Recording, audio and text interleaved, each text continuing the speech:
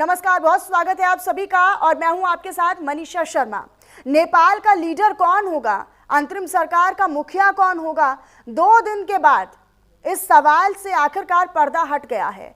Army headquarter में चली लंबी बैठक और नेपाली राष्ट्रपति के साथ सुशीला कार्की की बातचीत के बाद अब यह तय कर लिया गया है, यह तय हो गया है कि सुशीला कार्की के ही हाथों में नेपाल की सत्ता की कमान सौंपी जानी है, यानी सुशीला कार्की ही नेपाल की अंतरिम सरकार की मुखिया होंगी। हालांकि सुशीला कार्की के नाम पर मोहर लगने के बाद जेनजी का एक धड़ा, एक गुट विरोध की धमकी भी दे रहा है, सुशीला के नाम का विरोध भी कर रहा है। अब ऐसे में सवाल कई हैं, लेकिन सबसे बड़ा सवाल यह है कि सुशीला कार्की नेपाल की कमान तो संभालेंगी, लेकिन क्या घमासान रोक पाएंगी? क्या नेपाल के युवा आंदोलनकारियों को मना पाएंगी? क्या सुशीला कार्की के शपथ ग्रहण के साथ नेपाल में रण भी खत्म हो जाएगा? आज इसी अहम मुद्दे पर हम करने वाले हैं चर्चा, लेकिन उससे पहले ये रिपोर्ट।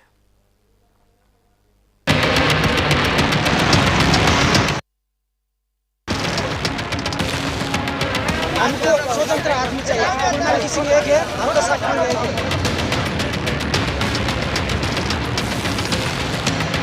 है। कट करके यहाँ पे कोई भी घुसपैठ होगा तो अनर्थ होगा, फिर भी अनर्थ होगा।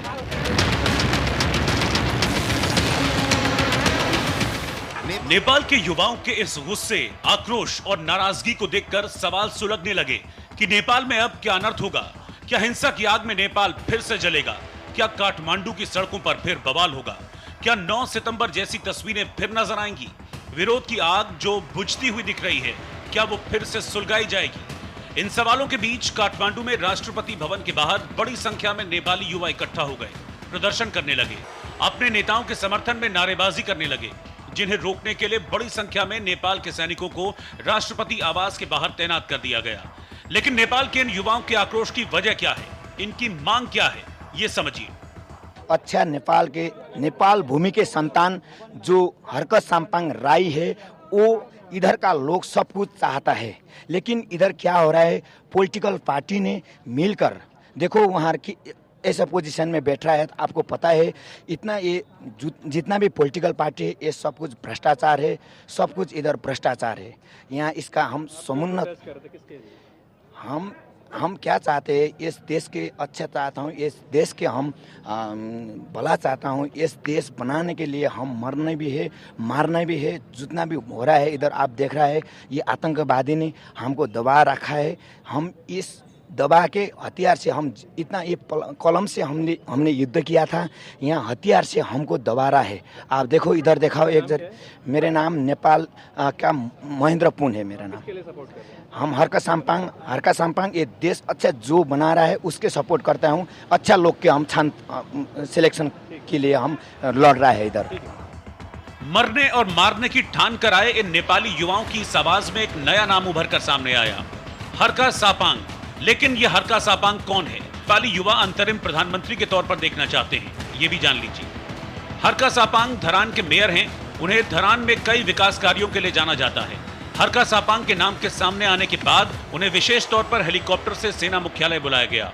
जेन जी का एक गुट हरका सापाङ को अंतरिम सरकार का मुखिया बनाना चाहता है। हरका सापाङ के सैकड़ों समर्थक राष्ट्रपति भवन के बाहर जुटे। इस दौरान राष्ट्रपति भवन के बाहर अंतरिम प्रधानमंत्री पद को लेकर हरका सापाङ और कुलमान घिसिङ के समर्थक आपस में भिड़ गए। नेपाली सेना ने समझा बुझाकर दोनों गुटों के समर्थकों को शांत कराया। हंगामा करने पर सख्त कार्रवाई की चेतावनी दी, लेकिन इससे हरका सापाङ के समर्थकों का गुस्सा और बढ़ गया। हर एक देश में पहुंचना चाहिए। हमारा मांग है कि यहाँ का लीडर,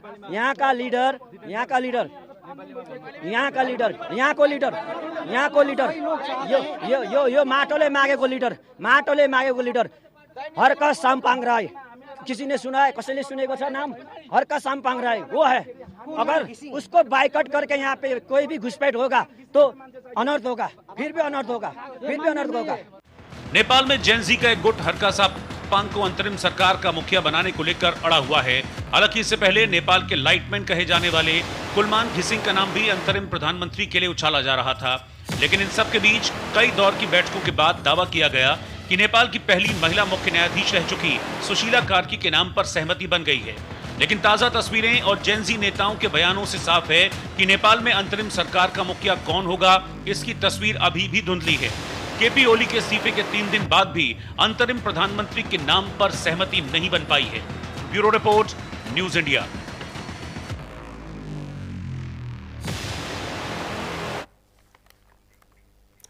और इसी बीच एक बड़ी जानकारी, इसी से जुड़ा हुआ एक और अपडेट है, वो भी आप तक साझा करें। दरअसल नेपाल के काठमांडू से इस वक्त की बड़ी खबर सामने आ रही है। दरअसल सुशीला कार्की अंतरिम सरकार की मुखिया होने वाली है, ये तय हो चुका है। तो नेपाल के राष्ट्रपति संसद भंग करने के लिए पूरी तरीके से तैयार हो चुके हैं। हालांकि संसद भंग होगी या नहीं होगी, इसको लेकर पहले अटकलें थी, लेकिन अब ये तय हो चुका है कि राष्ट्रपति जो हैं वो अब संसद भंग करने को लेकर राजी हो गए, तैयार हो गए हैं। नेपाल के राष्ट्रपति ने सुशीला कार्की की शर्तें मान ली हैं और थोड़ी ही देर में, अब से कुछ ही देर में सुशीला कार्की का शपथ ग्रहण भी हो जाएगा और फिर वो अंतरिम सरकार की मुखिया भी अब कहलाई जाएंगी। हालांकि सुशीला कार्की के नामों की चर्चाएं लगातार तेज थी और इसके अलावा भी बालन शाह हो या फिर हरका साम्पांग हो, ये तमाम वो नाम चल रहे थे, लेकिन अब कहीं ना कहीं ये तय हुआ है कि सुशीला कार्की ही अब अंतरिम सरकार की मुखिया होंगी। इसी पर हम चर्चा करेंगे। हमारे साथ खास मेहमान भी जुड़ रहे हैं, आप सभी का तारुफ उनसे करवा देती हूँ। मेजर जनरल रिटायर्ड राजन कोचर जी डिफेंस एक्सपर्ट के तौर पर हमारे साथ जुड़ रहे हैं और सचिन तिमिल सिन्हा कार्यकर्ता है यूथ कांग्रेस नेपाल के, वो भी हमारे साथ जुड़ेंगे। लेकिन मैं सबसे पहले मेजर जनरल राजन कोचर जी का ही रुख कर लेती हूँ। राजन कोचर जी, ये जो फिलहाल काफी दिनों से अटकलें चल रही थी, कई लोगों के नाम सामने आ रहे थे कि भाई कौन हो सकता है अगला पीएम या अगली सत्ता की जो चाबी है वो किसके हाथों में पहुंचेगी। अब सुशीला कार्की के नाम पर मुहर लग गई है, क्या मान रहे हैं? क्या वो इस घमासान को रोक पाएंगी, इस रण को रोक पाएंगी? अब भाई जितना बड़ा एक ऐसी परिस्थिति बनी नेपाल में, उस हिसाब से अगर सुशीला कार्की को ये जिम्मेदारी दी गई है तो उतनी बड़ी चुनौती उनके आगे है।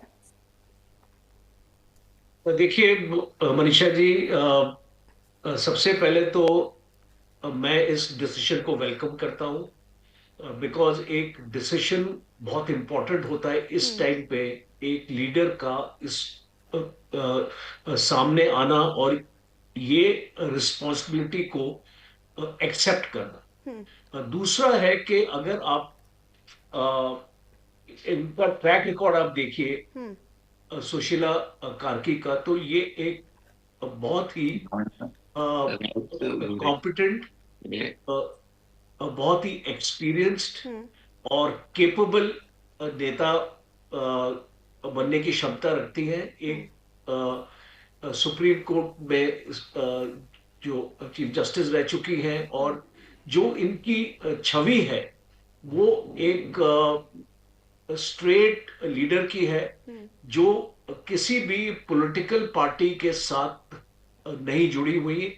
बिकॉज ये प्रॉब्लम अगर आप देखें, जो जेनजी का जो गुस्सा था या जो सड़कों पे आए थे, वो नेपाल का पॉलिटिकल सिस्टम के अगेंस्ट थे, जो करप्शन थी नेपाल में और जो अनएम्प्लॉयमेंट थी, लोगों के साथ एक सही तरीके से बर्ताव नहीं हो रहा था, एग्रीकल्चर उनका निगलेक्ट था। वहां पे आपको यूथ नहीं, जो एक वर्ल्ड बैंक की स्टैटिस्टिक्स है कि रोज नेपाल से 2000 यूथ बाहर जाते हैं नौकरियों के लिए। तो ये एक बहुत वेलकम स्टेप है, पर ये आसान नहीं होगा इनके लिए। और इसलिए आसान नहीं होगा क्योंकि अभी आपने जैसे अपने चैनल में दिखाया, कुछ यूथ लीडर्स हैं जो भी इस गवर्नेंस का एक हिस्सा बनना चाहते हैं। तो मुझे लगता है कि सुशीला कार्की जी को इनको भी अपनी टीम में शामिल करना पड़ेगा, बिकॉज एक रिप्रेजेंटेशन आपको देनी पड़ेगी। आफ्टर ऑल ये जो मूवमेंट है ये किसने शुरू करी, किसके बलबूते पे ये नेपाल में हम एक रेवोल्यूशन, एक चेंज देख रहे हैं। और ये चेंज नेपाल की जो हिस्ट्री है, जो अभी बनने वाली हिस्ट्री है, और नेपाल का जो फ्यूचर है, वो उसके लिए बहुत जरूरी है। और लोगों को समझना पड़ेगा नेपाल को ये जो गुस्सा है अभी इसको शांत करना पड़ेगा, जितने भी यूथ जो हालांकि सड़कों पे अभी तो है। सबसे बड़ी जिम्मेदारी और सबसे बड़ी चुनौती ही मेजर जनरल राजन कोचर जी यही सुशीला कार्की के सामने होने वाली है कि वो इस रण को, इस घमासान को और इस युवाओं की जो नाराजगी है उसको कैसे वो दूर करती है और क्या क्या बदलाव वो नेपाल के लिए, नेपाल के युवाओं के लिए लेकर आती हैं। सचिन जी लगातार हमारे साथ बने हुए। सचिन जी, फिलहाल नेपाल में जो स्थिति है उसको लेकर लगातार कई तरह के सवाल खड़े हो रहे हैं, लेकिन हमने देखा कि वही जेनजी जो एकजुट होकर एक प्रदर्शन छेड़ता है, एक आंदोलन छेड़ता है, सड़कों पर उतरता है, ना आव देखता है ना ताव देखता है और एक बदलाव की आंधी, एक बदलाव की आग में नेपाल जो है वो सुलगता हुआ नजर आता है। आज भी हमने देखा कि कई नामों की चर्चाएं लगातार चल रही थी। एक गुट ऐसा है जो बालन शाह का समर्थन कर रहा था, एक गुट ऐसा है जो लगातार कह रहा था कि नहीं भाई सुशीला कार्की को जिम्मेदारी सौंपी जानी चाहिए, एक गुट था जो कुलमान घिसिंग का और दूसरा गुट था हरका साम्पांग को समर्थन कर रहा था और आपस में भिड़ गए। अब ऐसे में ये कैसे मुमकिन हो पाया कि वहां एक जेनजी या एक युवा एक ही पिच पर आ गए? ये एक बहुत बड़ा चैलेंज था कि एक पिच पर हम कैसे लेकर आएंगे युवाओं को। पहले तो आपकी सारे दर्शकों को मैं शुभरात्रि कहना चाहता हूं और ये जेनजी जो प्रोटेस्ट था वो एक ही ऑर्गेनाइजर या एक ही आयोजक की तरफ से हुआ नहीं था। पहले तो ये बात समझना चाहिए था। ये एक ट्रेंड चला टिकटॉक में और वो ट्रेंड इतना बड़ा हो गया कि लोग आने लगे थे और सरकार उसे हैंडल नहीं कर पाई और बाद में शायद जेनजी को भी पता नहीं था कि ये ना सच में सत्ता बदल सकती है, लेकिन ये हो गया। मेरे को लगता है कि जो स्टार्ट था ये प्रोटेस्ट का वो उनकी नहीं सर, ये एक्सपेक्टेशन को पता भी नहीं था। ये तो आप कह रहे हैं जब आग लगा दी गई, पूरा नेपाल आग से झुलस रहा था, जब घरों में आग लगा दी गई, अब जेनजी को ये नहीं मालूम था कि उनके ये करने से क्या होगा। ये तो कहना गलत है सर। हाँ नहीं, ये मैं ये नहीं कर रहा था। मैं ये कह रहा था कि शायद उनको भी उनका मूवमेंट ये रंग लाएगी, ये शायद पता नहीं था। मैं ये बोल रहा हूँ और वो एक कोऑर्डिनेटेड अटेम्प्ट नहीं था, वो हो गया। ये स्पॉन्टेनियस भी था और उसमें जो हुआ 19 लोग, अभी तो 51 लोग मर गए हैं। वो सारे डिस्ट्रक्शन की वजह से नेपाल सरकार अब इस ये रिजाइन कर दिया केपी ओली ने। और जो आप बता रही थी कि जेनजी के अंदर ही एकता नहीं है, वो होगी भी नहीं, क्योंकि वो डिफरेंट ग्रुप्स एक होके वो कर रहे थे। लेकिन सुशीला कार्की एक ऐसा नाम था जो शायद सबको मान्य था। बालेन को पहले देख रहे थे लोग, उनको बुला भी रहे थे सड़क में, लेकिन उन्होंने क्लियर कर दिया कि वो नहीं आएंगे। और उन्होंने खुद सुशीला कार्की अगर होगी तो मेरे को ये ओके है जब उन्होंने कहा, तब उसके बाद सारे फ्रैक्शंस आ गए। लेकिन एक फ्रैक्शन था हरक साम्पांग का जिसको उन्होंने सीरियसली नहीं लिया। हरक साम्पांग अभी भी हर 5 मिनट में स्टेटस लिख रहे हैं, उनको शायद चाहिए था। कुलमान का भी इंटरेस्ट दिखा, लेकिन वो इंटरेस्ट भी इतना बड़ा नहीं था कि वो सुपरसीड कर पाए सुशीला कार्की को। और सुशीला कार्की सबसे क्लोजेस्ट वो पर्सनालिटी रही है जो हर तरफ से एक्सेप्टेड हो। उनकी कुछ हिस्ट्री भी है नेपाली कांग्रेस से, मेरी पार्टी से, तो हमें भी वो ये काफी इंटरेस्टिंग है कि ऐसा कौन सा एक एक्स फैक्टर सुशीला कार्की में नजर आया जेनजी को या युवाओं को या प्रदर्शनकारियों को, जो सबसे पहले रेस में उनके युवा नेता के तौर पर सामने आ रहे काठमांडू के मेयर कुलमान घिसिंग, उनको भी उन्होंने पीछे छोड़ दिया। बालेन शाह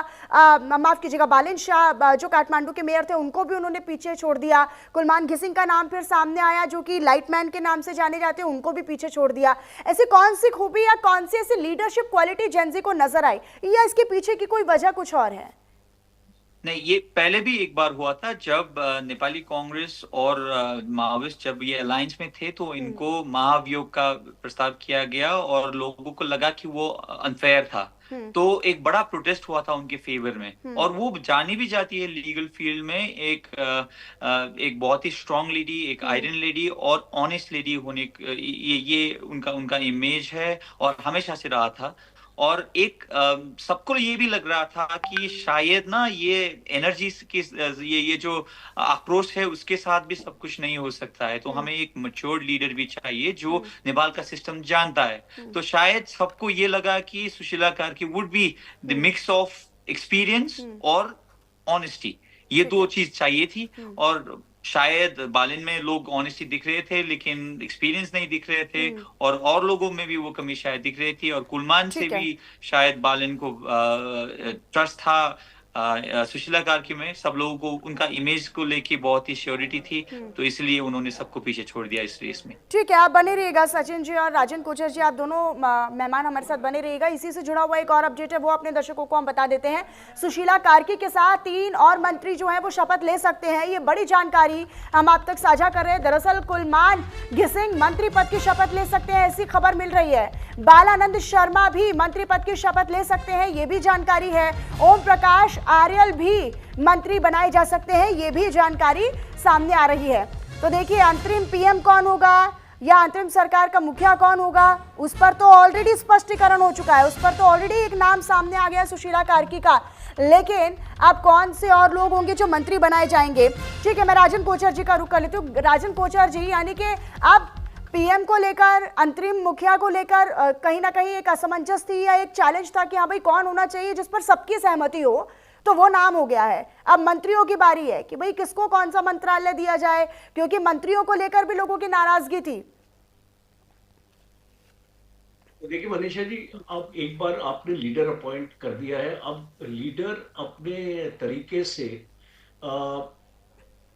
एक अपनी टीम को चुनेगा। और जैसे हमारे सचिन ने बताया कि एक ऑनेस्ट और एक कैपेबिलिटी, ऑनेस्टी बहुत जरूरी है, बिकॉज ये पूरा मुद्दा करप्शन के ऊपर बेस्ड है, ये पूरा मुद्दा तानाशाही के ऊपर बेस्ड है। अगर आप ओली की पुरानी स्पीचेस भी देखें तो उसमें एरोगेंस बहुत है, अहंकार बहुत ज्यादा था उसमें, और वो लोगों की बात सुनने के लिए तैयार नहीं था। और यूथ इसलिए नाराज थे। देखिए, अगर आप 26 एप्स सोशल मीडिया के निकालेंगे तो उससे सबसे ज्यादा इम्पैक्ट किसको होगा?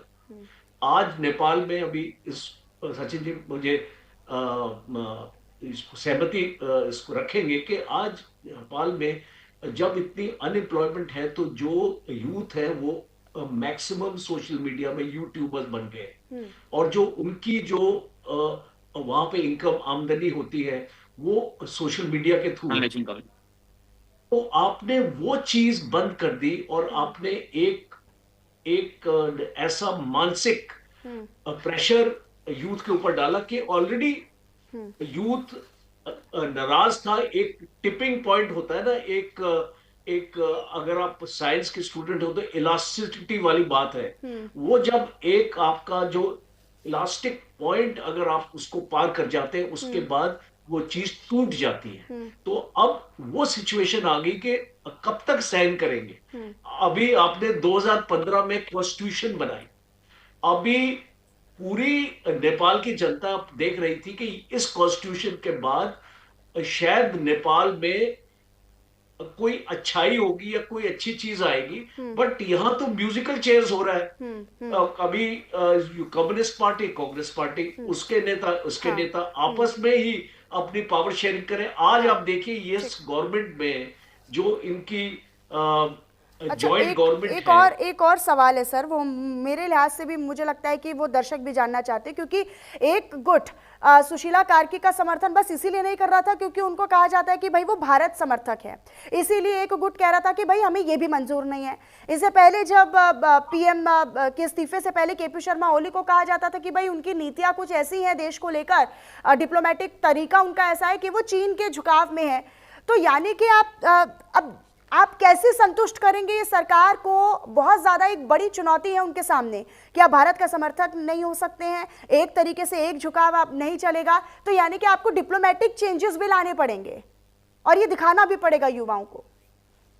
चलिए, आपको एक चीज अंडरस्टैंड करनी पड़ेगी दैट नेपाल, अगर आप एक स्ट्रेटेजिक थॉट के ऊपर मैं ये बात कर रहा हूं, नेपाल एक बहुत स्ट्रेटेजिकली लोकेटेड एक देश है जो भारत के साथ और चाइना उस तरफ, दोनों के बीच में, इसका मतलब कि नेपाल एक लैंडलॉक्ड देश है। जो हमारी कल्चरल आइडेंटिटी है नेपाल की और हमारी, उसमें बहुत समानता है, बल्कि आप इनको actually similar like minded people आप बोल सकते हैं।